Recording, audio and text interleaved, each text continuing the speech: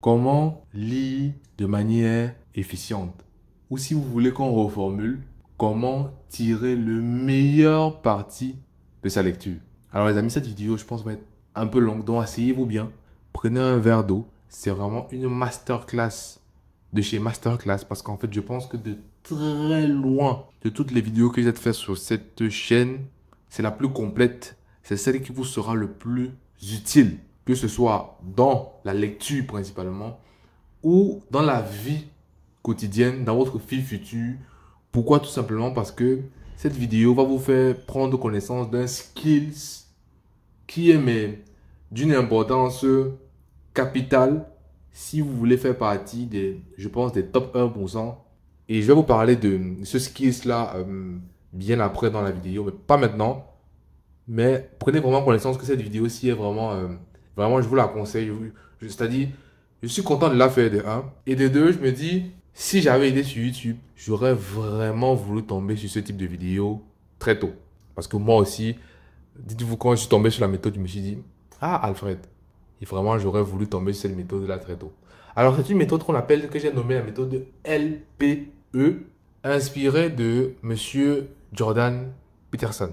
Monsieur Jordan Peterson, c'est un professeur canadien qui a écrit pas mal de livres ou ouvrages à succès comme 12 règles pour une vie. Voilà. Donc, vraiment, je ne présente plus Jordan Peterson. Vous pouvez aller faire vos propres recherches. C'est quelqu'un d'extrêmement connu. C'est quelqu'un d'extrêmement profond. Et je vous conseille vraiment de regarder peut-être ses cours sur YouTube. Il a des tonnes et des tonnes de cours sur la philosophie et l'éthique, voilà, la sociologie, pas mal de choses. Donc, pour revenir à notre méthode LPE, LPE, déjà l'acronyme, c'est pour lire, penser et écrire. Donc, L, lire, P, penser, et E, écrire. Pourquoi lire, penser et écrire? Je vais vous expliquer pourquoi. Parce que pour moi, les trois actions vont de pair et les trois actions se complètent. Si vous retirez une action de ces trois actions, vous cassez toute la méthode et vous perdez toute la dynamique avec la méthode.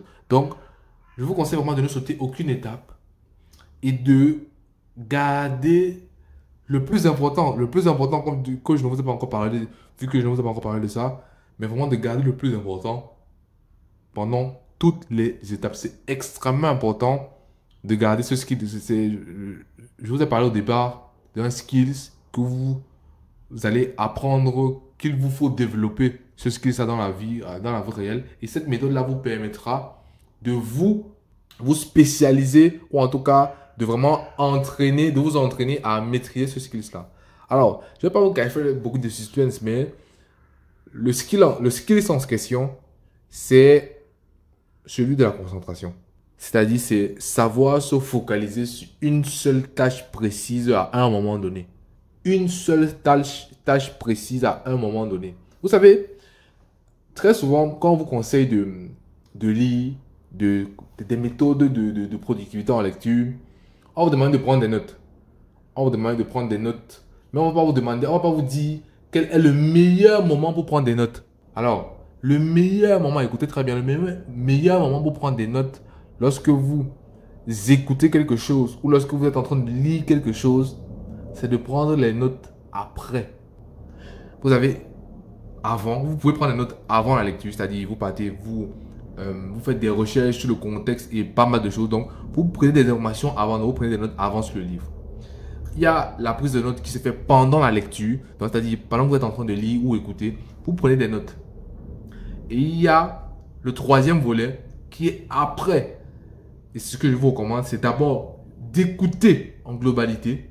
Si vous avez pas mal de temps, si vous avez plus de temps, ou si vous êtes beaucoup plus à l'aise, ou si vous êtes voilà, quelqu'un qui aime vraiment faire des recherches, faites des recherches avant sur le livre en question. Ça vous permettra d'être beaucoup plus impliqué, s'il vous plaît, bien sûr.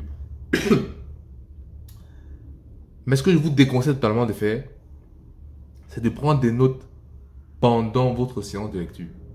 C'est extrêmement important de ne pas prendre des notes pendant votre séance de lecture. Et pas que pendant votre séance de lecture.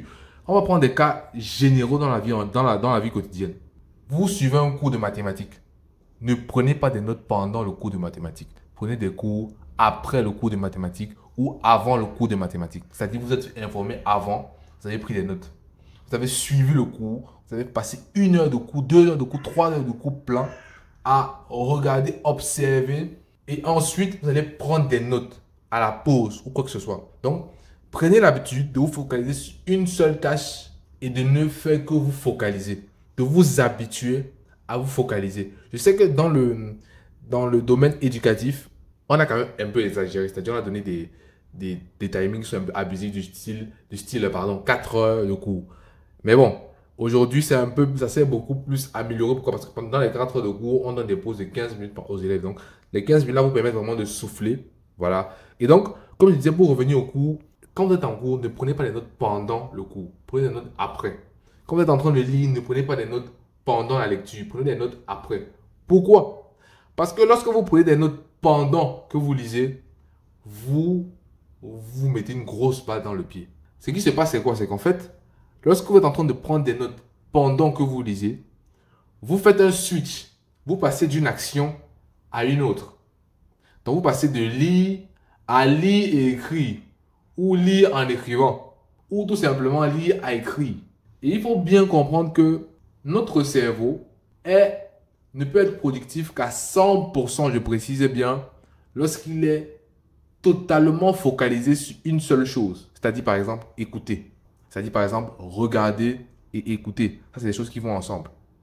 C'est-à-dire, par exemple, si vous êtes, par exemple, si vous arrivez, par exemple, à jongler un ballon de foot, à jongler. Votre cerveau n'est focalisé que sur ça et, en fait, vous le ferez mieux que si votre cerveau n'est focalisé que sur ça, par exemple. Donc, pour revenir à la lecture, lorsque vous êtes en train de lire, ne prenez pas de notes pendant la lecture. Pourquoi? Parce que ça distille votre attention. Et plus vous distillez votre attention, plus vous perdez en concentration. Plus vous perdez en concentration, moins vous mémorisez. Moins vous baissez votre niveau de compréhension du sujet. Vous êtes en train, petit à petit, comme je disais, de vous mettre une balle dans le pied. Donc, c'est une méthode à radicalement arrêter. Et vous allez comprendre une chose, c'est que pendant les 3 phases, c'est-à-dire lire, penser et écrire, la concentration est vraiment l'atout majeur.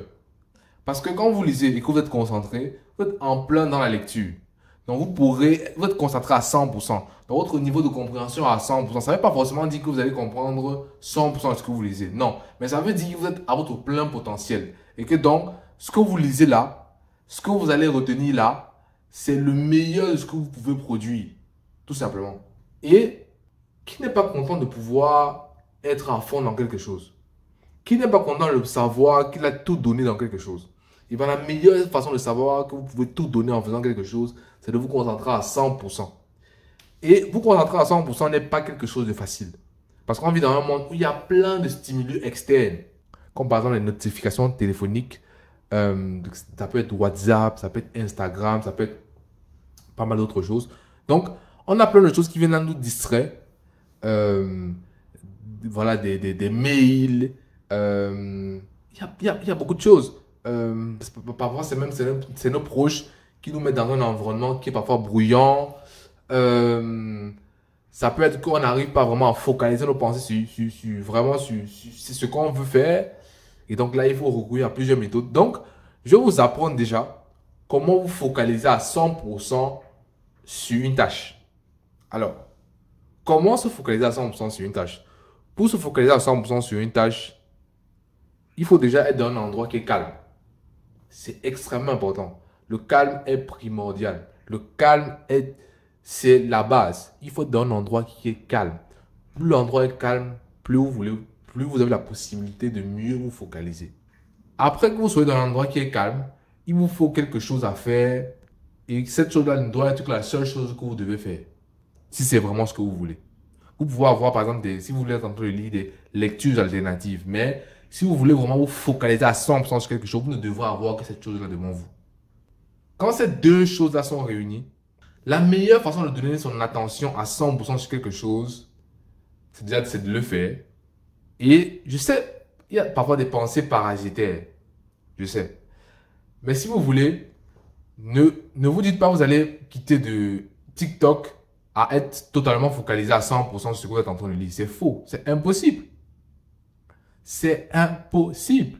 Vous ne pouvez pas quitter d'une action qui est extrêmement toxique à une action qui vous est extrêmement bénéfique et croire que l'action qui a été extrêmement toxique antérieure, que vous avez fait antérieurement, ne va pas impacter la productivité que vous aurez sur cette nouvelle action.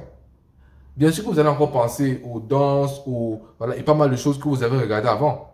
Donc, ce que je vous conseille de faire, c'est qu'avant, vous devez avoir une méthode vous devez vous préparer à la concentration.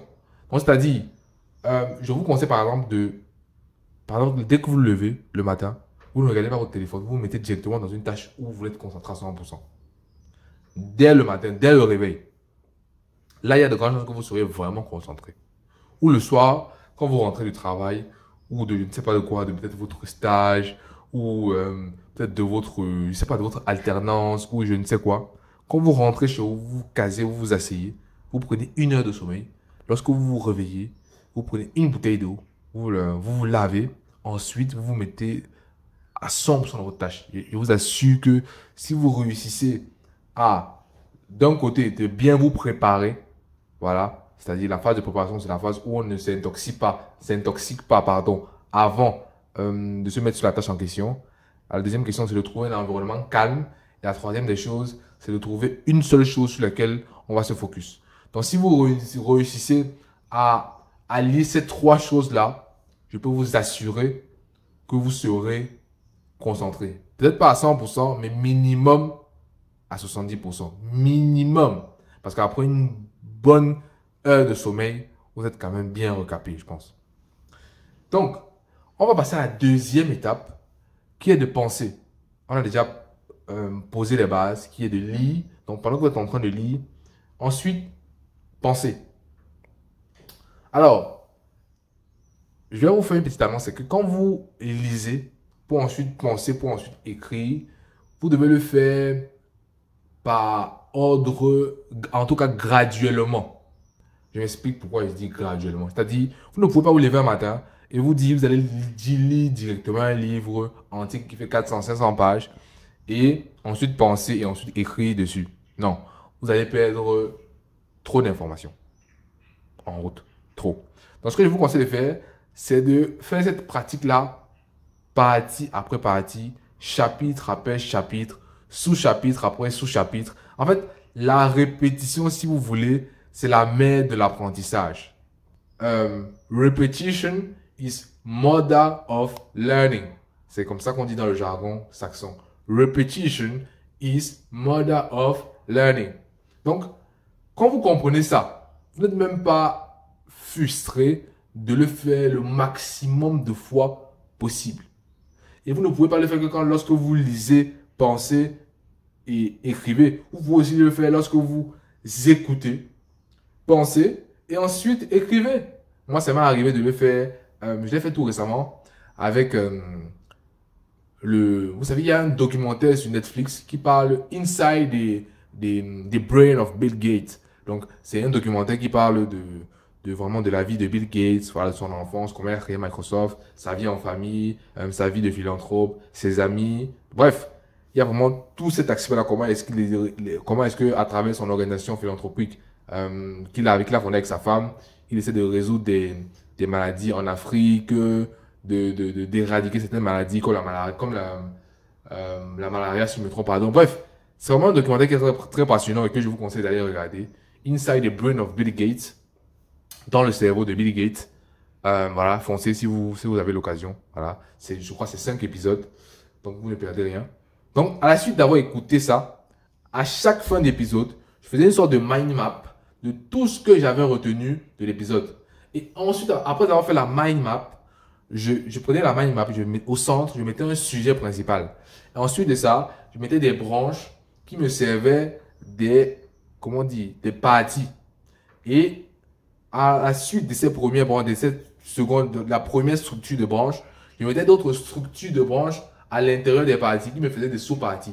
Donc c'est comme ça que j'ai écrit le plan, en fait, de ce que j'avais fait une sorte de mini ouvrage de chaque partie où après j'écrivais tout simplement de tout ce que j'avais compris, tout ce que j'avais retenu, de tous les projets d'assainissement, bref, tout ce que j'avais compris, tout ce que j'avais retenu. Donc, moi, ça, par exemple, était ma façon de...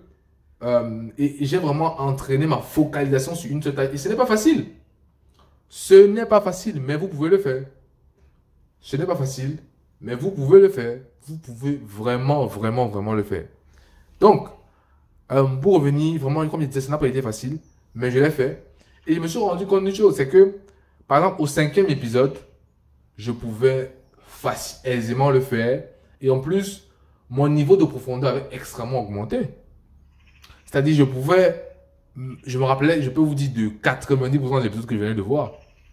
90% encore, peut-être c'est gentil, 99% de l'épisode que je viens de voir. J'ai détaillé tout, déjà sur la mind map, tout. Donc dites-vous encore, quand j'épiloguais ensuite, voilà, je pouvais mettre des critiques sur tel projet, je pouvais mettre des appréciations sur combien la personne avant, je pouvais écrire, rajouter plein de choses. Donc on va revenir sur la partie pensée. Et donc comme j'ai dit, plus vous commencez, vous êtes débutant dans cette méthode-là, allez vers des structures moins rigides, moins complexes. C'est-à-dire, prenez des blocs, essayez de faire essayez d'appliquer cette méthode-là avec des blocs de texte ou des blocs d'écoute aussi qui sont moins volumineux. Voilà. Et plus en plus vous êtes à l'aise avec la méthode, de plus en plus vous prenez des blocs volumineux. Voilà. C'est-à-dire, si vous écoutez par exemple 30 minutes ou même 15 minutes, appliquez la méthode. Si vous êtes dans la lecture, lisez 15 minutes, 30 minutes, 1 heure ou une partie, deux parties. Une partie, deux parties, c'est beaucoup. Une sous-partie ou deux sous-parties, trois sous-parties. Et faites votre résumé. Appliquez la méthode, pardon. Donc, pour revenir à penser, comment penser? Déjà, il faut prendre du temps pour penser. Et un temps qui est, voilà, j'ai envie de dire chronométrer un peu. Ça peut vous prendre 10-15 minutes. C'est un peu beaucoup, voilà. Prenez peut-être 5 minutes, voilà. Où vous allez passer vos 5 minutes à que penser à ce que vous avez lu. C'est extrêmement important. Ne pensez qu'à ce que vous avez lu dans une première phase. Et ensuite, à partir de ce que vous avez lu, pensez à ce que vous pouvez dire de ce que vous avez lu. Je me répète. De 1, pensez à ce que vous avez lu, ce que vous avez retenu de ce que vous avez lu. Ensuite, pensez à ce que vous avez retenu de ce que vous avez lu. C'est aussi simple que ça. Après avoir pensé, vous pouvez penser aussi à des critiques que vous pouvez émettre. Vous pouvez aussi penser à des histoires que Alex que vous pouvez rajouter à ça, à des exemples aussi que vous pouvez rajouter pour appuyer les propos de l'auteur ou l'avis de l'auteur ou sa thèse aussi. Donc bref, vous pouvez penser pour plein de choses. Mais si vous avez les deux volets principaux, c'est déjà le 1, penser de ce que vous avez entendu, lu ou écouté. Et de 2, c'est de penser mais de penser vraiment critique, etc. Donc, de penser vraiment à ce que vous pouvez apporter ou à votre appréciation des choses. C'est ça.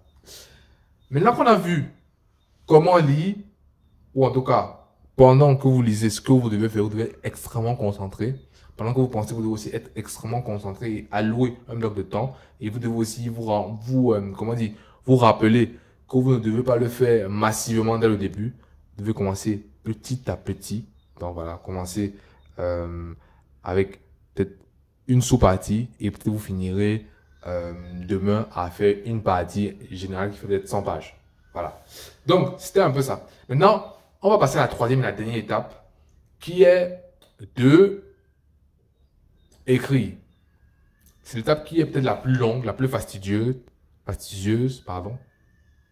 Mais c'est celle qui vous fait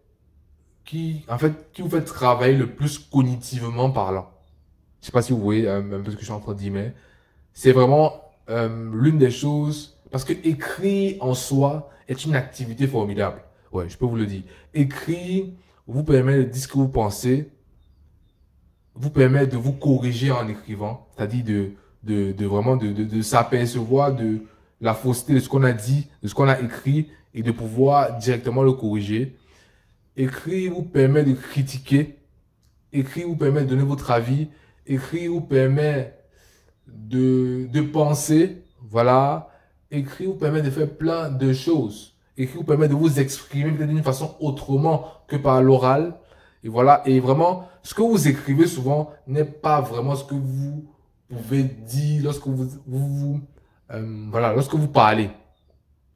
Quand vous écrivez, vous improvisez beaucoup, mais ce n'est pas le même type d'improvisation que lorsque vous speechez, par exemple, comme moi, je suis en train de faire des vidéos. C'est totalement différent. Pour ceux qui le font, vous savez de quoi je parle. C'est vraiment des expériences qui sont totalement différentes. Écrire et speecher, c'est deux choses totalement différentes. Donc, lorsque vous écrivez, vous devez absolument écrire sur ce que vous avez pensé. C'est extrêmement important. Donc, déjà pour écrire, vous devez structurer, peut-être sous forme de mind map, c'est ce que moi je faisais, structurer votre pensée sous forme de mind map et ensuite créer une sorte de plan. Ensuite, vous commencez à écrire. Donc, moi, je vais vous donner l'exemple de Inside the Brain, de comment est-ce que j'ai j'ai écouté Inside the Brain. Ensuite, j'ai pensé Inside the Brain. Et pour écrire, j'ai d'abord réalisé une mind map de Inside the Brain pour enfin écrire sur Inside the Brain. Donc, ça a vraiment été mon schéma à moi. Et si vous pouvez comment dire, le récupérer aussi, l'adapter à votre sauce. Parce qu'en fait, la mind map vous permet de visualiser votre compréhension de la chose et vraiment tout ce que vous savez. C'est ça que c'est la mind map. Ensuite, quand vous avez fait votre premier mind map, vous pouvez d'abord peut-être écrire des mots comme ça au hasard, toutes les expressions que vous avez retenues comme ça au mot hasard. Ensuite, vous essayez d'organiser sur une mind map. C'est vraiment important d'organiser sur une mind map parce qu'en fait, ça vous permet de visualiser. Comme bien dit. La mind map, le mind mapping, ou en tout cas ce qu'on appelle les cartes mentales en français, c'est une méthode de visualisation des données où son utilisateur peut essayer de mettre en avant des choses par rapport à d'autres en fonction de ses attraits personnels, en fonction de ce qu'il veut vraiment retenir ou pas. C'est comme ça qu'on conçoit des mind maps. Donc, en fait, quand vous concevez des mind maps, vous avez ce truc-là où vous pouvez créer à partir de certains acquis que vous avez et ce qui vous permet, comme je disais, de mettre en avant des choses par rapport à d'autres choses. Donc, vous pouvez décider de quel sera votre titre, quelle sera votre première partie, quelle sera votre seconde partie directement sur votre mind map que vous êtes en train de créer. Et c'est comme ça que moi j'ai fait pour Inside the Brain. Après que vous avez fait ça, vous écrivez un plan comme si vous écrivez le plan, la table de matière de votre livre. Quand vous écrivez aux tables de matière, grand 1, partie 1, titre, etc. Ensuite, vous commencez directement à écrire ce que vous avez pensé, vous donnez l'exemple, de ce que vous avez écrit. Donc, lorsque vous écrivez, vraiment, je vous conseille d'être le plus compulsif possible, j'ai envie de le dire ainsi, le plus naturel possible. Ne vous mettez pas de pression, écrivez juste. D'ailleurs, ça va couler. Peut-être pas au départ, parce que vous n'êtes pas habitué à écrire. Moi, voilà, j'écris. Donc, franchement, c'est plus un problème pour moi. Mais pour ceux qui commencent, peut-être ça va être voilà, un peu difficile. Vous allez essayer parfois un peu d'abandonner. Mais bon, bref, ça fait ces choses qui font partie du parcours. Mais écrivez. Écrivez, ça permet vraiment de consolider l'acquis, en fait, écrit. Ça vous permet vraiment de consolider l'acquis. Et vraiment, lorsque vous écrivez, gardez la notion de concentration. C'est extrêmement important, extrêmement capital. Gardez la notion de concentration. C'est-à-dire vous être capable de vous focaliser sur une seule tâche. Vous savez, il y a de cela quelques heures, donc on va dire quoi? Il y a 8 heures en arrière, donc à 1 heure du matin, j'étais en train d'écrire sur cette méthode. Et ça m'a pris j'ai peut-être écrit, on va dire quoi, 5 ou 6 pages sur le sujet. Et pendant que j'écrivais, j'avais quand même pas mal de stimuli externes, voilà, comme la PlayStation, etc. Donc j'étais dans un environnement qui n'était pas vraiment adéquat. Mais je savais que je devais me focaliser absolument sur une seule tâche. Que je ne devais pas quitter cette tâche-là. À un moment, je devais faire une pause pour ensuite de revenir, continuer sur la même tâche. Parce qu'en fait, si vous voulez, vous aurez trouvé des excuses parce que vous ne serez pas toujours dans des environnements adéquats. Mais ce n'est pas parce que vous n'êtes pas dans des environnements adéquats que vous devez ne pas faire ce qui doit être fait. Est-ce que vous comprenez très bien? Donc, faites-le, quoi qu'il en coûte. Faites-le. Faites-le. Et, je le redis, soyez concentrés au maximum possible. Parce que ça vous permet d'être à votre plein potentiel. Et parfois, lorsque vous vous relisez, vous vous étonnez de la production que vous avez produite. Je dis bien parfois, parce que des fois, c'est un peu moins sexy que ça, quoi. Bon, bref. Donc, j'espère vraiment, parce que nous sommes arrivés au thème de cette vidéo, que vous avez compris que la méthode LPE est basée sur un skills essentiel qui est la concentration. Savoir se concentrer sur un sujet précis à un moment donné pour en tirer le maximum possible, pour être le plus productif possible. Vous savez, je vais vous parler des avantages que vous aurez à le faire à l'avenir. Mais c'est pas que à l'avenir. Si vous développez cet avantage-là aujourd'hui, ça vous donnera, comment dire, vous serez supérieurement au-dessus par rapport aux autres, par rapport à vos concurrents. Parce que eux, s'ils n'ont pas la capacité d'attention nécessaire, de focalisation nécessaire, et si votre concurrent sur le même marché, il peut vous dire qu'il y a de grandes chances que au bout de 1 an, 2 ans, si vous avez les bonnes méthodes, les bonnes pratiques, c'est-à-dire la bonne stratégie, il y a de grandes chances que vous les éclatez sur le marché. Mais il n'y a aucun débat. Vous les éclatez sur le marché. Il faut juste que vous ayez une stratégie qui marche. Parce que dès que vous avez la concentration de votre côté et que les autres ne l'ont pas, ce qui se passe, c'est que vous devez devenir de plus en plus quelqu'un d'extrêmement profond dans votre domaine. Ce que les autres seront toujours un peu superficiels. Donc, cultivez le fait d'être extrêmement concentré parce que ça vous permettra de vraiment vous démarquer par rapport aux autres. Comme j'ai dit, vous serez quelqu'un de profond par rapport à votre sujet. Vous ne pouvez pas être quelqu'un de profond sur tout. Mais sur un sujet précis, chirurgical, vous pouvez être expert de votre domaine. Et donc être extrêmement profond, c'est-à-dire en connaître plus que 99% des personnes sur Terre par rapport à ce sujet. Merci à vous d'avoir regardé cette vidéo jusqu'ici. Je sais que j'ai donné le meilleur de moi-même. Je sais que ça a été un plaisir de le faire. Voilà, vraiment. Improviser comme ça me plaît toujours parce qu'en fait, ça me permet de donner vraiment, de me focaliser sur une seule tâche déjà, qui est de m'exprimer sur un sujet bien précis que j'ai en tête, que j'ai défini à la base, dans un environnement qui est calme. Donc en fait, je suis en train d'appliquer la méthode que je vous explique aussi, qui est de savoir se concentrer sur une seule chose. C'est extrêmement important. Donc, c'était Alfred, comme d'habitude. J'espère que vous allez passer une très bonne journée et que bien sûr vous allez suivre les conseils parce que je pense que c'est les meilleurs depuis que j'ai ouvert cette chaîne. C'est vraiment les meilleurs de très loin, surtout en termes de lecture. Il n'y a pas meilleure façon de tirer profit, d'être plus productif pendant sa lecture qu'appliquer cette méthode. Pour moi, aujourd'hui, c'est ce que je pense. Donc, sur ce, comme je disais, c'était Alfred. Passez une très bonne journée. Ciao.